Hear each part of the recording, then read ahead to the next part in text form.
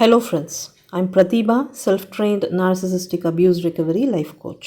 Narcissistic abuse பற்றின கன்ஃபியூஷன்ஸையும் டவுட்ஸையும் clarify பண்ணிக்கிறதுக்காகவும் ஹீலிங்காகவும் என்கிட்ட paid session attend பண்ணணும்னு நினைக்கிறவங்க ஸ்க்ரீனில் தெரிகிற இந்த வாட்ஸ்அப் நம்பருக்கு மெசேஜ் பண்ணுங்கள். இன்னும் நிறைய சர்வைவர்ஸ்க்கு இந்த வீடியோஸ் போயிட்டு ரீச் பண்ணணும்னு நினச்சிங்கன்னா இந்த வீடியோவை ஹைப் பண்ணுங்கள். எல்லோரும் ரொம்ப ஸ்ட்ராங்காக நம்பிக்கையோட லைஃப்பை ஃபேஸ் பண்ணிகிட்டு இருக்கீங்கன்னு நம்புகிறேன்.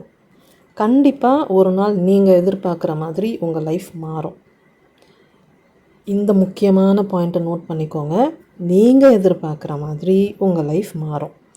அதனால் நீங்கள் என்ன எதிர்பார்க்குறீங்கிறதுல ரொம்ப கவனமாக இருக்கணும்.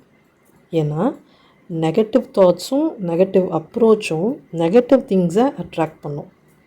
அதே மாதிரி பாசிட்டிவான தாட்ஸும் பாசிட்டிவான அப்ரோச்சும் பாசிட்டிவ் திங்ஸை உங்கள் லைஃப்பில் அட்ராக்ட் பண்ணும். ரொம்ப சிம்பிளாக சொல்லணுன்னா நம்மளோட எண்ணங்களும் விதைகள் மாதிரி தான். எந்த விதையை தூவுறமோ அதுதான் முளைக்கும்.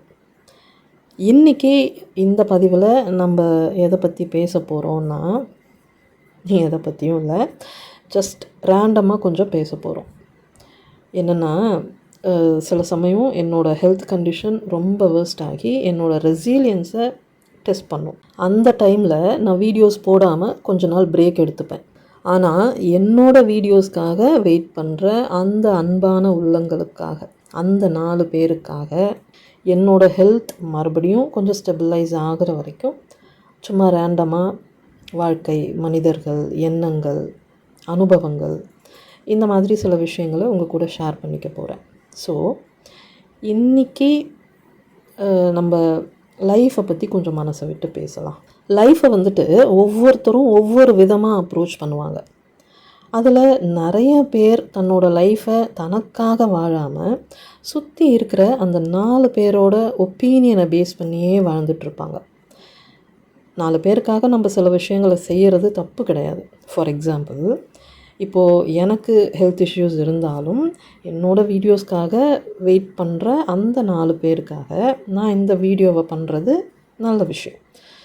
இந்த மாதிரி ஒரு மாரல் சப்போர்ட்டுக்காக, ஒரு குட் காஸ்க்காக நம்ம ஒருத்தருக்கு ஒருத்தர் சில விஷயங்களை தாராளமாக செய்யலாம். ஆனால் யாருக்காக எதை செய்கிறோன்னு ஒன்று இருக்குது இல்லையா? இப்போது நீங்கள் என்ன பண்ணுறீங்க?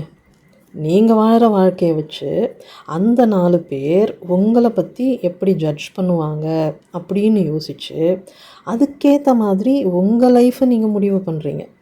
அந்த 4 பேரோட ஜட்ஜ்மெண்ட்டுக்கு பயந்துக்கிட்டு நீங்கள் எடுக்கிற முடிவால் நீங்கள் எவ்வளோ பாதிக்கப்படுறீங்கிறத பற்றி நீங்கள் யோசிக்கிறதே கிடையாது.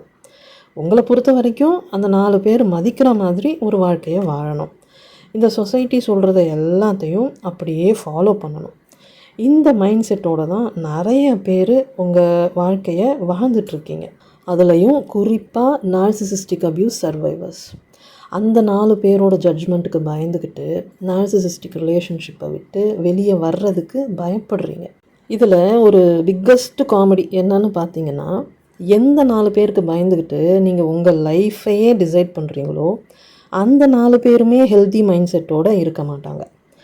ஸோ நீங்கள் வெளியே அன்ஹெல்த்தி மைண்ட் செட்டோடு இருக்கிற அந்த கூட்டத்துக்கு பயந்துக்கிட்டு வீட்டுக்குள்ளே இருக்கிற இந்த அன்ஹெல்த்தி கூட்டத்துக்கிட்ட ஸ்டக் ஆகி இருக்கிறீங்க. நார்சிசிஸ்ட் கிட்ட ஸ்டக் ஆகி இருக்கீங்க. நீங்கள் இந்த ஒரு விஷயத்தை யோசிச்சு பாருங்களேன். நீங்கள் உங்கள் வாழ்க்கையை வாழறதுக்கு எதுக்காக அந்த 4 பேரோட ஜட்ஜ்மெண்ட்டுக்கும் அப்ரூவலுக்கும் இம்பார்ட்டன்ஸ் கொடுக்குறீங்க? அவங்க க்ரியேட் பண்ணி வச்சுருக்கிற அந்த ஸ்டிக்மாவை நீங்கள் எதுக்காக ஃபாலோ பண்ணிகிட்டு இருக்கீங்க? அந்த 4 பேர் குறை சொல்கிறதுக்கு முன்னாடி இத்தனை வயசுக்குள்ளே கல்யாணம் பண்ணணும்.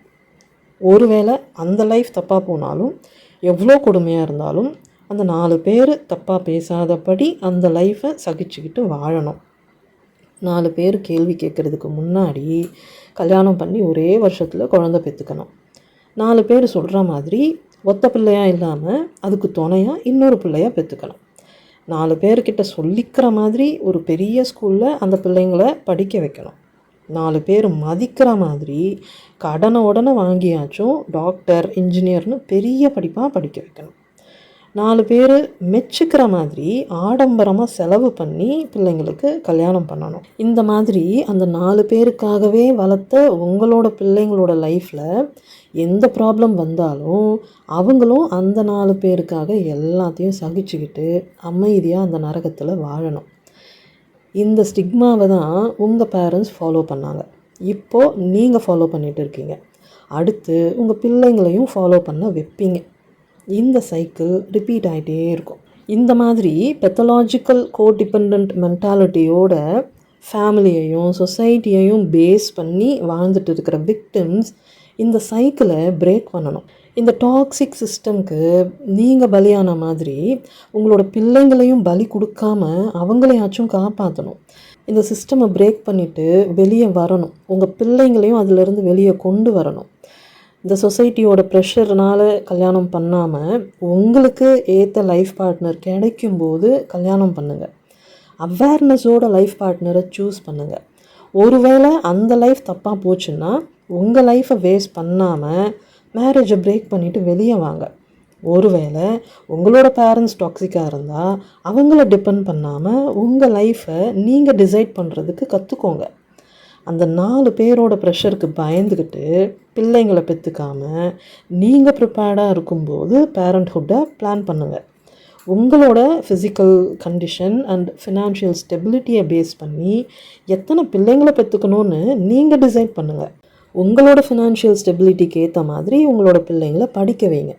ஸ்டேட்டஸ்க்காக படிக்க வைக்காமல் பிள்ளைங்களுக்கு இன்ட்ரெஸ்ட் இருக்கிற படிப்பை படிக்க வைங்க.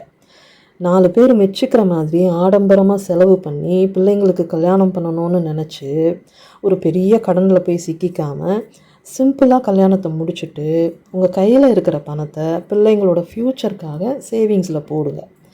4 பேரை பற்றி யோசிக்காமல் உங்கள் பிள்ளைங்களுக்கு நீங்கள் மாரல் சப்போர்ட்டாக இருங்க.